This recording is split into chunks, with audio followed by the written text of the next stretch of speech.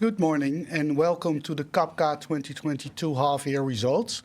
With me here are Tim Litjens, CEO, and Necip Küpcü, CFO. My name is David Brilleslijper from Investor Relations, and I'll be your host today.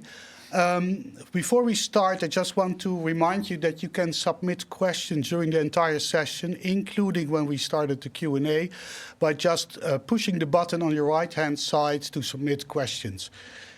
With this, I would like to go to the agenda.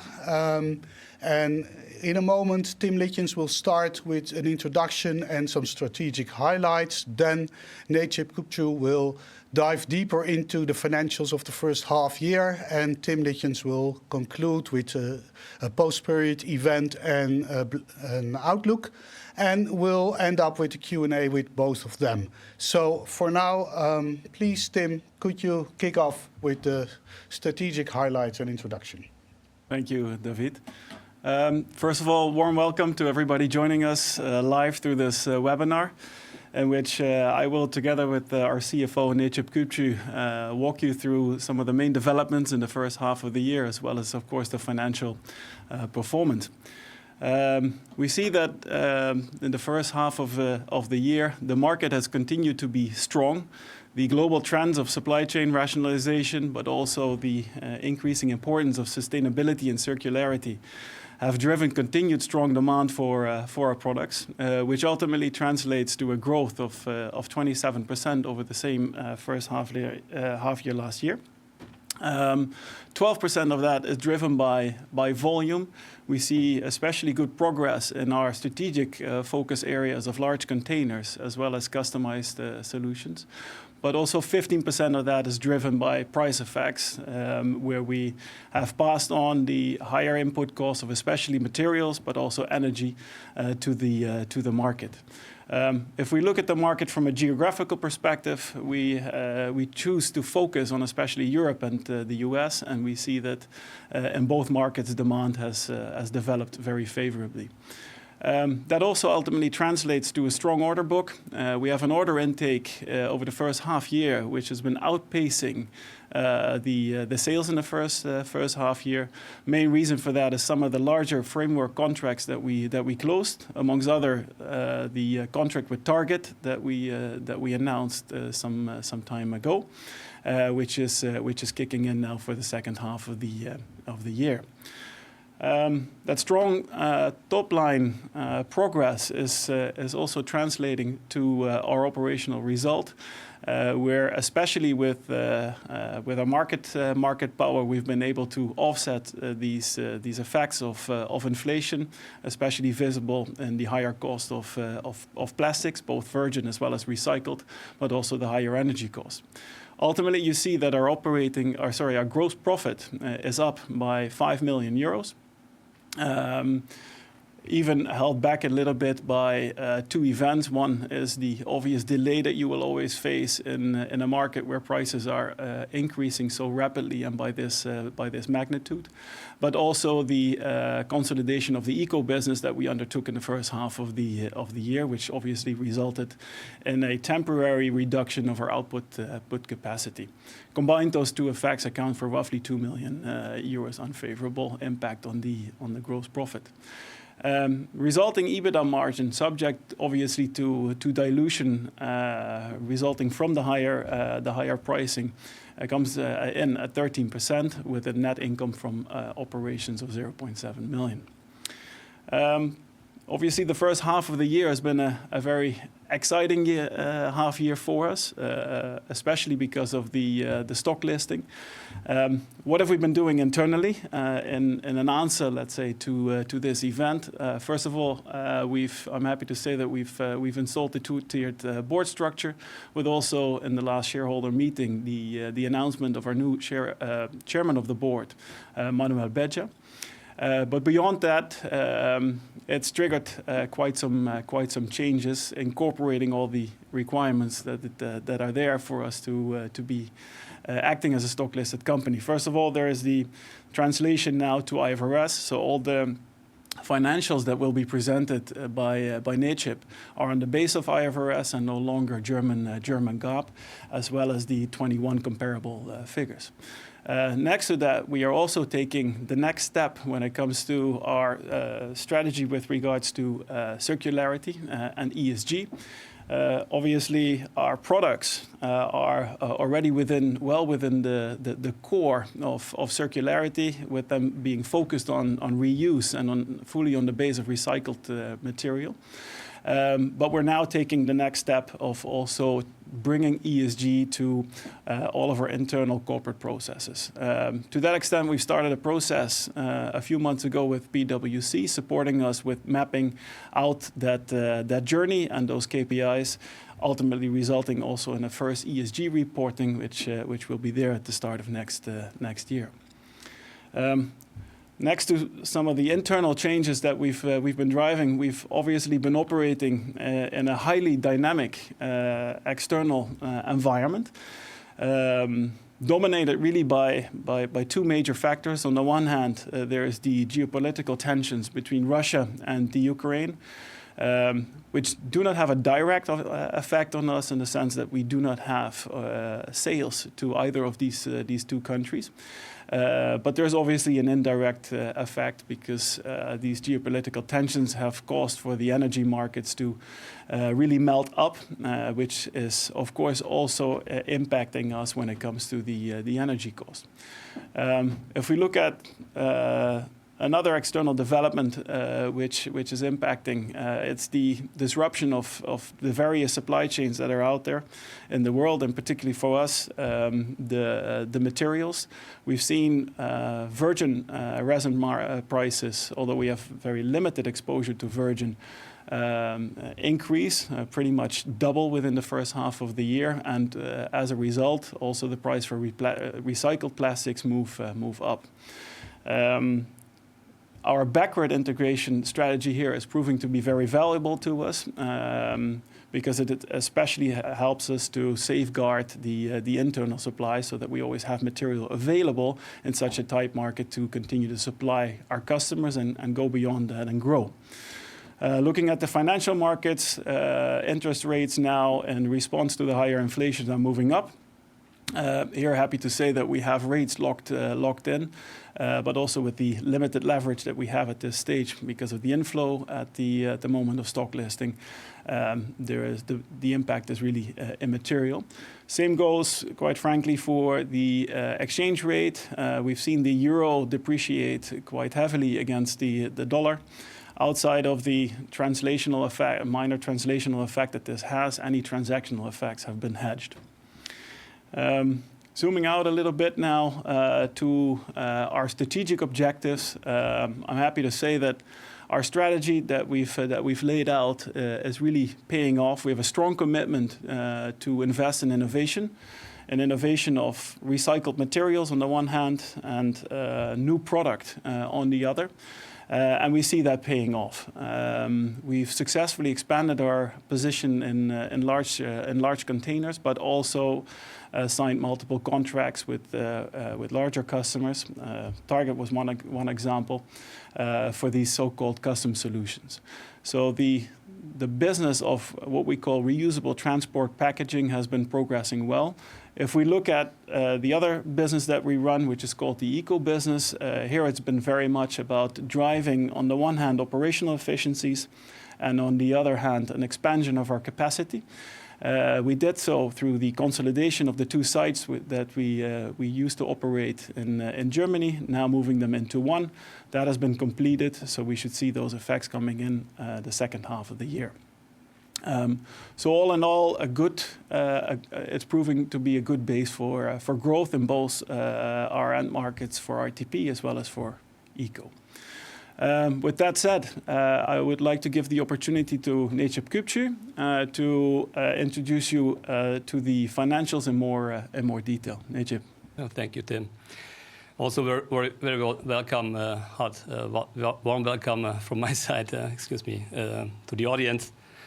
I will also now take all the developments, as explained by Tim, in the first half year, and show how this translates to the profit and loss statement, we see here that we achieved record sales in the first half year in 2021, which is bringing us to a level of 102.2 million and 27% over the previous year half year results.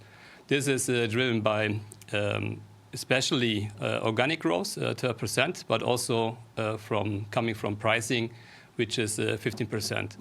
So what we also see here is that in the several rounds of price increases, what we did over the last half year was successfully covering also the absolute increase of the material and energy costs. Means that we have in the first half year at least on the variable part no impact coming from this cost increases. This translates also into a gross profit of 59.5 million, which is 5 million higher than which is 5 million up, which is also proportionally the same as the volume growth. Means the 12% volume growth translates also into this 5 million increase in the gross profit directly. When we look at the fixed cost part, we see also here that the fixed costs are increasing. This is mainly driven by the increased output, but also by the inflationary adjustments in the first half year 2022. All combined results in a EBITDA, which is coming in at 13.1 million. That is from operating business, which is also impacted by the eco consolidation, as just mentioned, which is translating one-to-one to the bottom line, and also the delayed pass-through of the inflationary corrections. So overall, we come to a net income from operations, which is around 0.7 million compared to the previous year, 2.6 million. Zooming in now a bit more into the revenue, we see here that across the board we have an increase of the revenues looking into product segments, but also into the geographical key markets where we are present today, especially in the US, but also in Europe. We see in Europe that we are more than 20% increasing our business in revenues, but also in the US we have roughly 50% increase coming from the first half year 2021. Looking more into details into the product segments, we see also here that in our main business in the reusable transport packaging, we see here also in Europe, especially in the customized solutions, nice increase of the revenues, which is up by roughly 40% compared to the previous year. That is supported by the strong project pipeline, what we have in order to support the revenues not only in the second half year of this year, but also in the coming years. So all in, the RTP Europe is growing as expected. The US business, as just explained, is also outpacing more than 50% growth. When we look into the eco products, we see here a relative stable revenue trend around 11 million. And this is mainly driven also by the physical consolidation of the Genthin site into the Weira site in Thüringen in the second quarter. So also that taken into consideration, that is a stable development, at least from a revenue point of view. We see that the revenues are growing, which is nice on the one side, especially on the volume part. But we also recognize in the profit and loss, as shown before, we recognize a challenging cost environment. We see that the energy market is very volatile when it comes to the first half year, especially in 2022. You see that there is an up and down, and the energy price in the second half year, first half year, excuse me, in 2022 was around 195 euro per megawatt hour, while in the same comparable period in 2021 we had around 55 euros. Means here we see already the increase on this chart. Looking more into the details, when we look into our three main sites in Belgium, we have partially protected the price development, cost price development through quarterly contracts. In Germany, we have full exposure to the spot market due to also high premiums. But in the US, this is completely not impacted. The US is regulated by the state of Missouri, so the impact there is zero so far. Besides the energy market, we see also in the material cost development that especially when it comes to the development starting in Q2 21, also up to now, more or less we see that the virgin prices are nearly doubling coming out of the pandemic times in 2020. In the same way, in the same period at least, we see also the recycled prices are also steadily increasing. The peaks are across the board hit in Q2 22. We see it right now. We also see that there is also more material available, and that goes hand in hand with the first signs of relief in the virgin market. Besides the variable input cost, we see also that the net income is affected by extraordinary items. The net income in total affected by the extraordinary items is minus 2.5 million. And in the positions, when you look more in details, we see also here that this is more listing-related IPO costs for the bonus, for consultants, etc. But also the settlement of the WESOP coming out of 2021 is impacting as a one-off item the results in 2022 first half year. Besides that, there is a favorable impact in the changes in value of warrants, which is also factored in, brings us to a total impact of minus 2.5 million.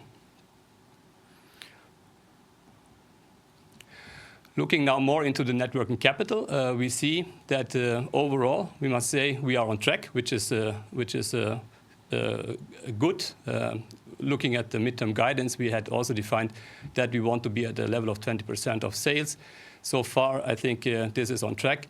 Looking more in details, we see that especially in the inventories, we have an increase of 8.6 million, which is driven predominantly by the increased cost of the goods, driven by the higher inflationary corrections, but also material cost development and energy. But also besides that, we consciously decided to serve the portfolio business with higher safety stocks. The trade receivables we see here also reflecting the revenue development. We see the increase of 27% is resulting in higher receivables of 2.6 million, while the payables remain very stable. That is driven by the scarcity of the materials, and the material suppliers are dictating to a certain extent also the payment terms. So overall, we see increase of the net working capital between 2021 full year and the first half year, roughly around 11.4 million euros. The capex part, I think here we can see that the capex is channeled to the direction of growth, which is also in our strategy. We are aiming, our ambitions are mid-term to long-term to grow the business, as already indicated by Tim. We see here especially that the total capex is summing up at 13 million or 42% compared to prior year. Looking more into the details of the RTP business, we see that we invested a lot in molds, product developments, new business, supporting also the project pipeline as explained, but also the other business segments in the RTP business.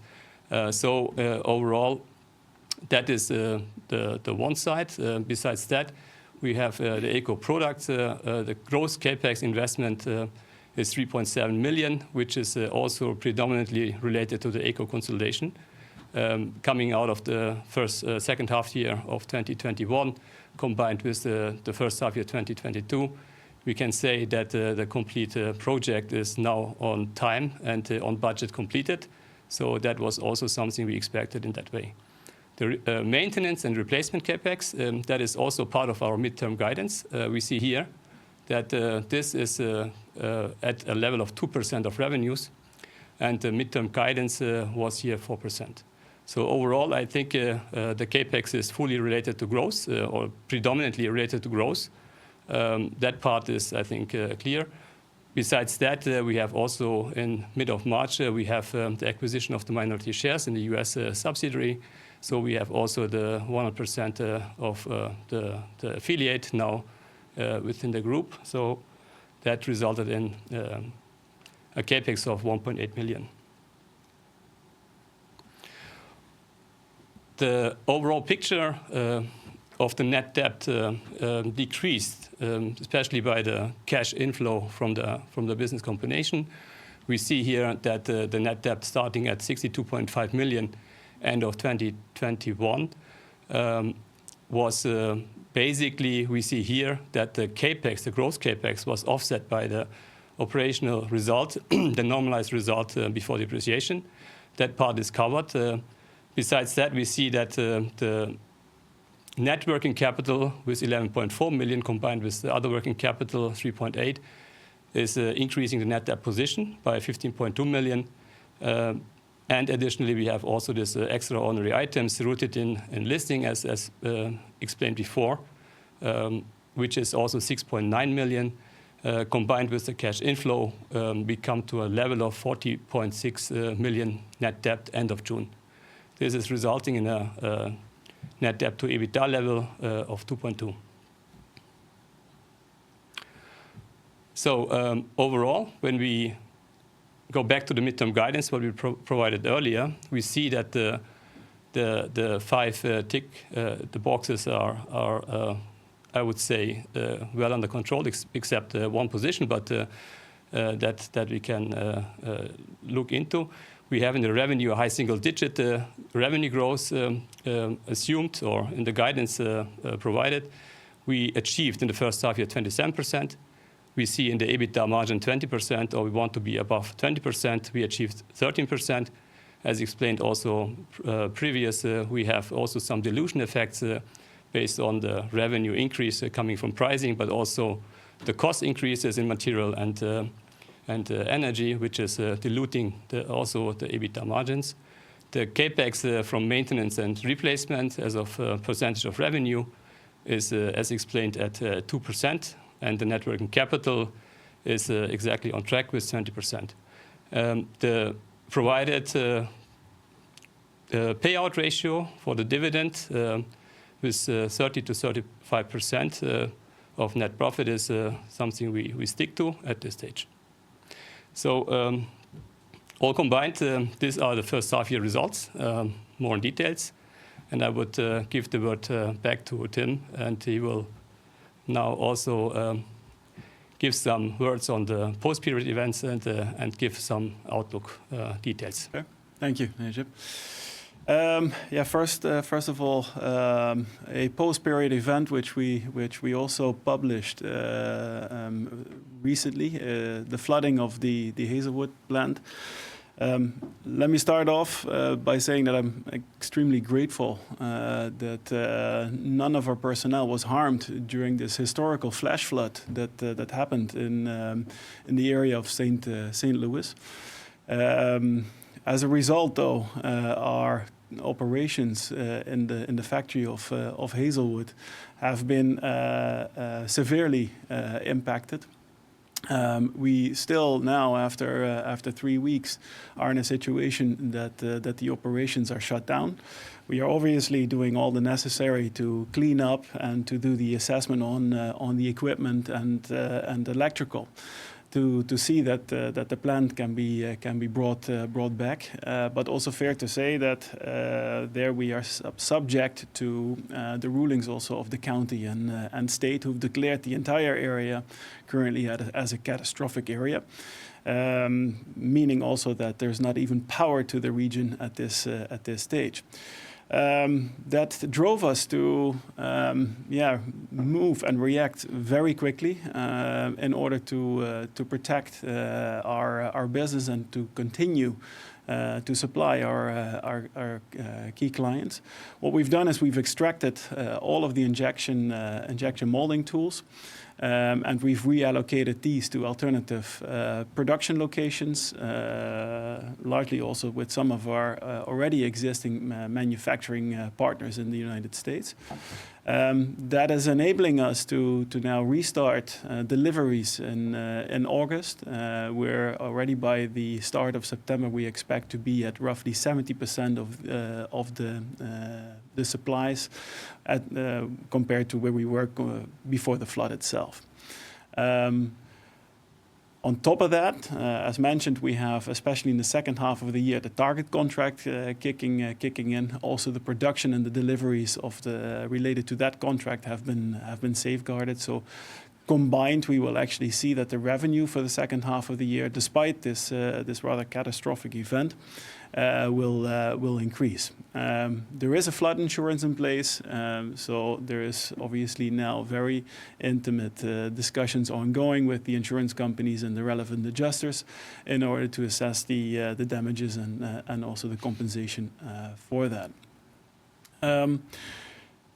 With that being said, trying to wrap it up, moving to the outlook. The outlook stands in a context of, on the one hand, a very strong market for us, where, as explained, the demand for recycled RTP solutions is strong, and where our strategy really focused on bringing large containers, but also custom solutions to the market is starting to pay off. At the same time, also a context which is dominated by high uncertainty related to the geopolitical tensions that we have here in Europe, and thus high uncertainty in the energy market, which are dynamics that we will have to maneuver around. That being said, as the material markets are starting to plateau or even show some relief, virgin prices coming down, recycled materials becoming more easily accessible at this stage, but also the energy market at the same time getting even more volatile at this stage, recently actually moving to new highs. We will see that these things will continue to impact our margin on the short term until the major input variables from a price perspective will stabilize. All that being said, we do stick to our midterm guidance with the note that the relative EBITDA margin is subject, as in the first half of the year, to these inflationary developments. With that, David, I come to the end of the outlook. Yeah, thank you, Tim. Thank you, Necip, for your introductions. It's time for Q&A. I have some questions already on the screen, but if you want to submit new questions, you can still do that also while we're answering these questions. So if you want to submit a question, in the right-hand corner of your screen, you can submit new questions as well. To start off, I think one of the first questions is more on the sales side, on the target contract. Nice contract, but can you tell a bit more or elaborate a bit on that contract, on how much containers are delivered, how big is it, how long the period is you cover, etc. And yeah, and is this a one-off, or can we see more of these? So there are quite a few questions, but let's start first on the target contract and then continue on maybe, is there more? Okay. Yeah, as published, the target contract it's a multi-year contract. It's a so-called custom solutions for a foldable sleeve pack. One that we've developed very closely with Target over the last 3 years. It's resulted into orders now coming in for delivery in the second half of the year of 13 million euros, and it is expected, as Target rolls this out through their entire supply chain network in the United States, that these orders will continue to follow on a quarterly basis after delivering on this initial order now in the second half. So, and how much was the first order you said? 13 million euros. 13 million. That was for the second and third quarter. Yes. So, and on a quarterly base, that will continue. That is the idea is for this to be rolled out throughout their entire chain. They have over 1,800 physical stores in the United States, so you can imagine how many movements are there. Okay, I can. Actually, I can't, I think. Then the second part of the question, is this a one-off or can we expect more of these? How does this relate to the strategy and your capacity to produce? Yeah. No, this is certainly not one-off. Of course, Target is a major customer, and this contract also represents a very significant future sales. But we have multiple of these developments in our pipeline. There is also other contracts that we've signed in the course of the first half, for example, in the automotive industry or in the beverage industry. Maybe not to the magnitude of the Target contract, but nevertheless, what you see is that our focus to work very closely with our customers and develop solutions that are really tailor-made to their supply chain needs is bearing fruits. And I expect for this pipeline to continue to thrust also the growth in the future. Okay, so that sounds promising. Let's see what the future will bring. Next question is for Necip, I think. We saw operational costs coming up in the past half year. Can you elaborate a bit on that? How can you explain that to us? Thank you, David. Compared to the first half year 2021, we have an increase of operational expenses. Here we have a couple of things. First, when we look into the personnel costs, we see that this is majorly driven by the increase of operational output, but also based on inflationary adjustments. Parallel to that, we have also built up some, let's say, talents within the organization to cover also and support the growth ambitions over the coming years. So also here we have added new, let's say, colleagues in the Innovation Center, which are supporting us, especially in the product development and material development, which is also part of our core strategy. So also here we consciously decided to invest into this infrastructure. Parallel to that, when it comes to the other operating expenses, we see here in the first half year we had still the situation, we come out of this post-corona situation. In this first half year 2022, this is somehow normalized. We have increased marketing costs, we have medical and safety cost increase, but also when it comes to IT and infrastructure, but also cybersecurity is a topic. All these cost elements taking into consideration is bringing us to the increase in the operational expenses. So a bit of investing in the future and a bit of extra inflation. Correct. Okay, yes. Thank you. We go a bit back to the commercial part. One of the questions here is the war in Ukraine and the resulting tensions made wood prices rise and the prices of wood pallets.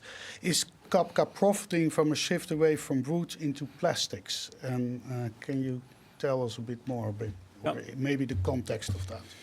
Well, there was certainly some short-term effect, I would say, in the beginning of the first half of the year, where wood was, and therefore wooden pallets were very hard to come by. So we saw customers shifting to plastic simply for that reason. But then I really speak of the more lightweight pallets. I think we see a much more structural transition within the market where customers are focusing not only on products that are made out of recycled plastics or are 100% recyclable. Customers are also focusing on products that are designed on the base of reuse. And it's especially that is helping us to drive that transition. Okay, thank you. Come back to the States. You gave a first indication of the possible damages figure on the Hazelwood plant. Can you give that? And how does it is expecting to, I don't know, Nachip or you, Tim, Hazelwood? I can take that question. Okay. Yeah, as said, right now our immediate focus, and we're doing that successfully, is to get production up and running, to get our client base served. The short-term impact of that is that we will be able to recover up to 70% of that revenue. Of course, that comes with certain cost of also partially outsourcing this production, but we're buffering that through cost measures that we are taking internally. So take that combined with now also the deliveries that are starting for the target contract. I expect, I know, that the revenues in the second half will actually be above the first half of the year. So the target deal is not at danger? No, the target supplies are secured. And from the other supplies? 70% is secured by start of September. Your main customers? Exactly. Our main customers, our strategic customers, are secured. Supplies are starting or restarting as we speak. And I expect to be at roughly 70% of our original supplies by the start of September, which, if you consider the fact that this happened 3 weeks ago, I think is a very quick response. Yeah, it's a quick response, but still. And the target deal, just for that I heard it well, it was 13 million for the first 2 quarters, not 30. 13 million. Yes. Okay, good. Thanks. Let's go to one of the other questions. The bottom line impact of Hazelwood shutdown. I think we covered that, huh? That's, and potential impairments there. You say we are still looking at that. Yeah. We're currently in the midst of the assessment, which of course we're doing ourselves, but also in close partnership with equipment suppliers, but also the insurance companies. So it's too early to say what that impact would be. Yeah. Also not on. Sorry, I'm looking at 2 questions at the same time. That's not helpful. In the can you go back to 70% in the US with the current contract, or do you have to return to the current plant, or can you go? You say you can do 70% of the current customers plus target at this moment. Yeah. Can you increase that to 100%, or do you need to return to the plant production to do so? We are now constantly in the market, of course, looking for capacity. So as we do so, we will add machines. Will we be able to go to the full 100%? That is to be seen. But the quick ramp up to 70% certainly gives us the confidence that we should be able to really supply the majority of the demand. Another question on gross margin. All your competitors seem to be confronted with stronger rises in input prices than you. So the input is higher, the costs are higher. Does that offer an opportunity to increase your gross margin? I mean, basically, if it's a question to me... let's start with you on the gross margin. All right. Basically, we see that the material costs, of course, are partially only purchased from outside, from externals. We have internal recycling capacities where we also can say we have 87% of all our materials are recycled materials, where thereof is a big part also own in-house recycled. So combined with this, that is basically also translating in this gross profit levels as shown in the profit and loss. So you say it's in the gross margin. You see that we have, because we produce internally 70% of the recycled materials, we have lesser impact than our competitors. Exactly. Yes. Okay. Maybe to add to that, I think you see that despite these quite significant price increases that are being pushed in the entire market, we are able to still grow quite substantially with 12%. And part of the reason is that we are able to offer at still a very price competitive level. Yeah. Okay, thank you. On eco products, NATECHIP, you did a consolidation in Weira. How much of your capacity did you increase your capacity there by the move from Ghent into Weira? Basically, what we did is we moved first the Gentine site to Weira, and parallel to that, we increased the capacities. We have around 30% increase in the recycling capacities, but also in the production of our products. So both combined gives us the economies of scale and also the leverage effect. So 25% to 30% more than the combined previous Ghentine and Weira. Exactly. Yeah. Okay, thank you. We go back to energy. You mentioned that the energy prices in Missouri are consistent or constant because of the law. Do you expect them to rise there as well, like we did? And how would you anticipate on that? Yeah, so as said, energy rates are controlled by the state of Missouri. That also means that you're not able to contract any energy. There's only one supplier there, so it's as simple as that.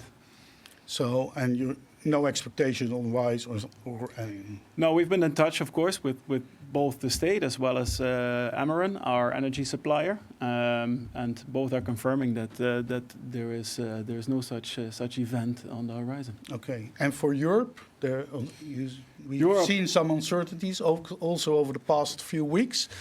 How are you dealing with that? Europe is an entirely different story, of course.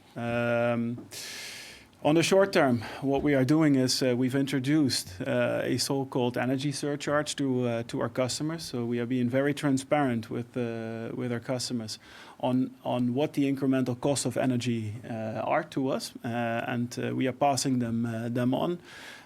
We've already mentioned that this typically happens with some delay effect, giving also our clients the opportunity to react to this. So that is what we do on the short term, while we obviously monitor on a daily basis how the energy market is developing. On the medium term, where possible, we are always looking into contracts. As mentioned by NATECHIP, we have some contracts in place, especially in Belgium for the second half of the year, but also for 2023.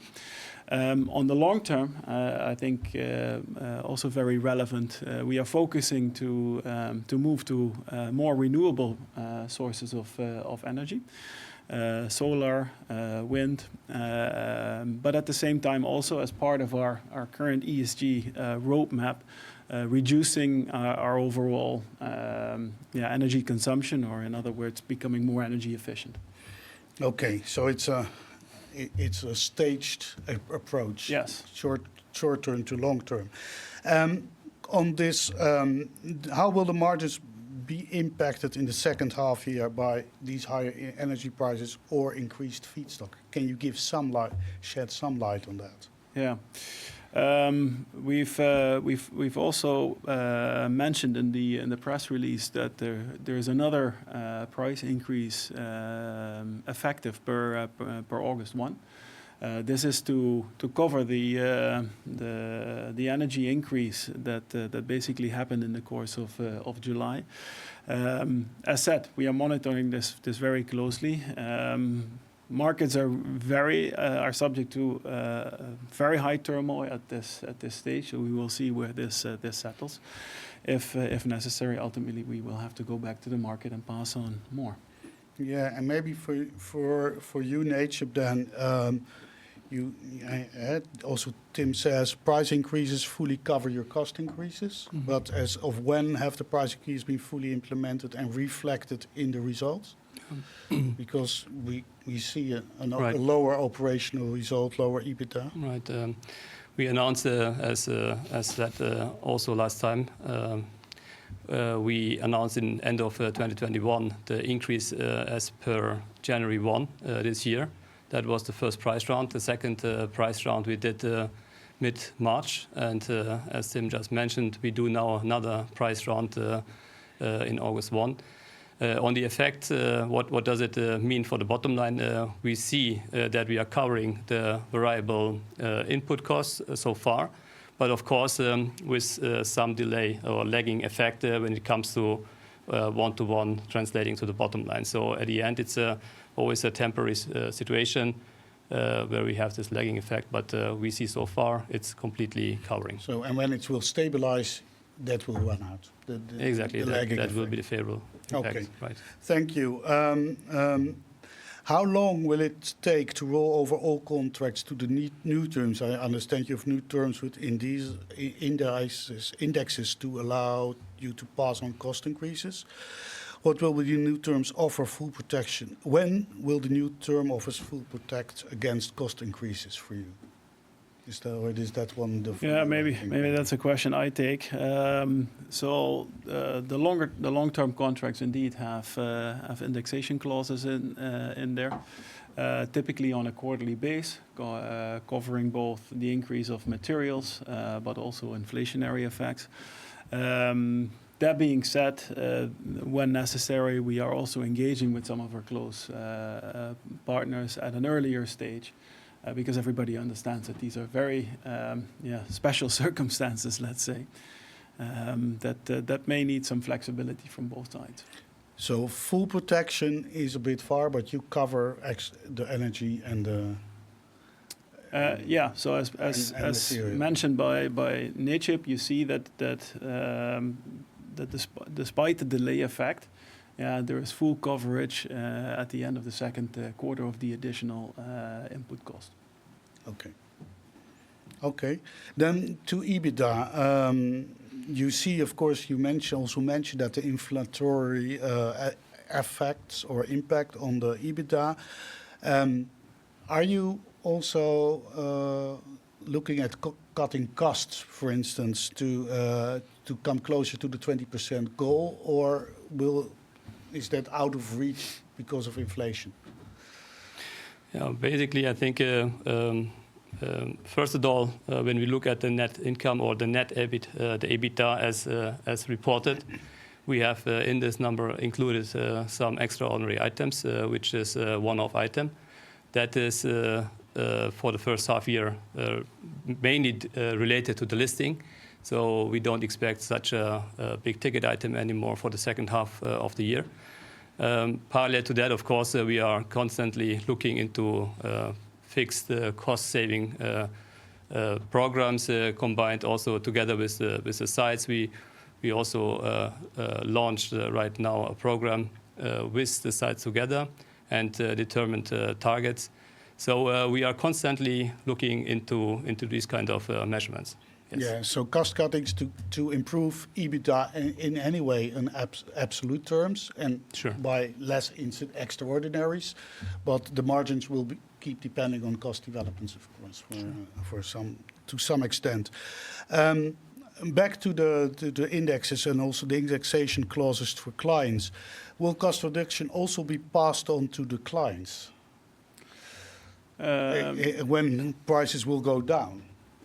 Yes, as said, we have the habit of being very open and transparent with our customers, which is benefiting us, especially in these times, because there is a lot of understanding and therefore also flexibility on the other side, which also means that if input costs, be it energy, be it materials, are going to come down, that we will also adjust our pricing accordingly. Okay. Then I've got a very difficult question. It's on share price. It's always difficult to answer that. But your share price is down. It's been since listing. Do you have any opinion on why? I think this is almost impossible to answer, but maybe. Look, I think it's not so so relevant to study or to go into why the share price now is down compared to the actual listing, and also trying to put that into the context of today's market. For us, we're in this for the long haul. We made a very conscious decision to list. The access to the stock market is giving us opportunities that we did not have before, and that's what we focus on. And besides that, it's a steady execution of our strategy that we hold on to. Okay. Before I continue, we have some questions still left, and questions are coming in. But if you would like to submit a question, you can still do it, and we'll take it in the call. So if you want to submit questions, the right-hand corner, there's the button to do so. One that has been submitted, Necip, is on the tax rates. Not so much on the tax we reported in H1, but in the second half of the year, what is your expectations for the tax rate and the final tax rate for this year? The tax rate as we have today is driven by the legal entities. Basically, we have the corporate income tax rates per region. So that is also determining the overall tax rate based on, of course, the results generated in each one of the legal entities. So all combined, usually we have a tax rate between 26 to 29% as a corporate income tax rate. So that is usually the expectation what will be end of the year. So for the end of the year, we can expect tax rate like that over the entire correct year, but it's by entity and not overall. Exactly. Okay. Then one again on cost, passing through cost impacts. Have you price increases enacted in H1 covered only to cost impact, or could you also pass on some margin? And if so, should we anticipate you will only be passing on the cost inflation aspect in future, or can you also cover some margin? I think this is maybe for you, Tim. No, I'm considering the magnitude of the inflation. We focused to pass on for now just the cost, also with our ambition to grow. I think more relevant will be the overall improvement of our margin related to the mix as we bring more custom solutions to the market, but also the large containers, new logistical pallets. That's obviously because of our IP position, where we also aim to improve our overall profitability. So a bit depending on the products, but yeah, mix will definitely play a role. Okay, on costs, how are fixed costs as opposed to variable costs tied to the higher output? How would we look at that going forward? So we saw fixed costs coming up in the first quarter, first half year. Is it related to output, or is that independent? And if we make more output, will fixed costs go up as well? Right, as also explained before, part of the fixed costs are related to the demand. We have the increasing demand, especially the 12% volume growth in the first half year. We see also that is resulting in higher operating expenses. So you can say one part is driven by this output, but the other part is, of course, driven by the structural measures we took in place, putting infrastructure in place. That is so far done, combined with the efforts, as just also explained, with the cost-saving programs we are aiming to achieve. We expect that the cost will not, the fixed cost part will not increase. And on personnel, on staff costs, because that's also part of the fixed cost? Right, that is also included in the answer. Basically, what we also did is just to mention, we have also, for example, in the first end of or beginning of the first quarter, we have put some inflationary corrections in place through the entire group, but also reflect the situation on that end. Okay, and then a final question on this on capacity growth. You invested in growth. How is your current capacity utilization rate? So, how efficient are you? I think basically when it comes to the eco product business, we can say that in the first quarter we are near to 90% of the capacities where we have utilized. In the second quarter, obviously coming from the consolidation, we have a delay here. When it comes to the RTP business, we see overall that we are at a level of around 80%. At this stage. And what is normal, because you always have your maintenance, etc.? Yeah, that's on the base of already corrected for what you call in the industry an OEE, overall equipment efficiency. Yeah. So we have that headroom. We have that headroom in both, especially now after the investments in eco, we have that 25 to 30% capacity that we can start to leverage. And on the RTP side, we have up to roughly that remaining 20%. If you look into the investments that we've done, next to expanding the capacity in injection molding itself, the majority of what we're focusing on is investing in molds, and in other words, new products. Okay. And raw materials, there's a question here, raw material supply growth expectation. Could that be a bottleneck? Well, what we've seen in the market is that there's been a very strong demand for especially recycled resin. That's where, as mentioned, our backward integration has proven to be very helpful, because we've, to a much lesser extent, been subject to this scarcity. And our aim is also to continue to keep our exposure to the merchant market for recycled materials limited to more or less the exposure as we have it today, especially to tackle this challenge. Okay. One more on targets. Remains popular, but also more to more explanation. You indicated a $13 million turnover for Q2 and Q3 together. So after this, a quarterly run rate of $6.5 or $13 million. You're laughing, so that's is that a good sign? Well, as said, typically the way that this works, whether it's Target or it's any other large customer, they start to fill their network, and so the network obviously of Target is huge. We will continue to see them coming in with strong demand to fill that network.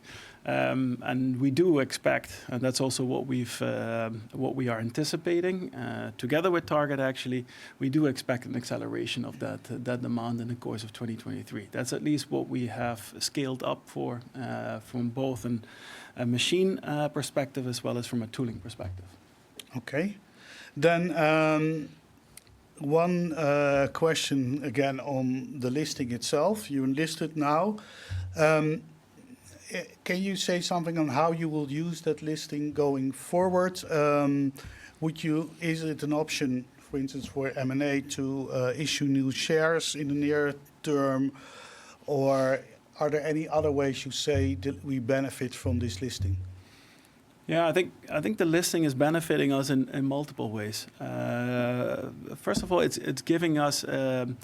It's making us known within the market, but it's also giving us a different type of reputation with some of the blue chip customers that we engage with. At the same time, of course, we've also gone for the listing to have access to the capital markets. We've made it clear that we have strong growth ambitions. So an inorganic strategy remains part of our outlook. And that's where the access to the capital markets, of course, comes in very well. Okay, so no immediate plans, but no, we're currently underway studying that. Yeah, okay. then maybe two questions that might be a little related. The first one is, what are the two main challenges for the coming 6 months? So, either of you. I think as Tim explained also, the energy market is still volatile. I think that is something we are observing very closely, that remains in place, and all the actions we are taking, we need to monitor very closely that and follow up in the way we did also in the first half year. The target is, of course, to cover all the costs. What is the result of this increases by the price increases we put in place? That is, I think, one of the main challenges I see. Tim, anything to add? Well, I can only echo what Necip just said. If you agree as management, that's always good. No, so good. And one related question, I already said there was a related question. Risk management. If you look at the future, but also at the past, what happened over the past period, risk management becomes more increasingly important in the current geopolitical climate. Can you give some more background on your risk management organization? Yeah, sure. I think so far we have the risk management in the finance organization. We are dealing with this topic also with the sites combined. Being now a public listed company is also bringing us to a different approach. Basically, what we are now doing is we have this also on the agenda, as we have the ESG topic or the IFRS, we have this on our agenda. In the near term, we want to approach this topic more conceptually, but so far we are dealing this within the finance organization. Okay, which is usually finance and risk, yeah. Right. Okay, thank you. I think we have ticked upon quite a few questions. I don't have any remaining questions anymore here. A few technical remarks maybe.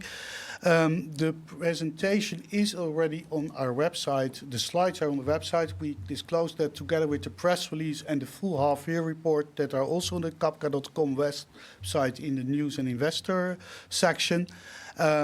The recording of this website will also be placed on the website as of tomorrow. So not today yet, but tomorrow you can find the recording as well. And if there are any questions not answered in this session, you can always, of course, send your questions to ir@cabka.com, and we'll try to reply to you as soon as possible and come back to that. So I think that having been said, we've covered a little over an hour with presentation and Q&A.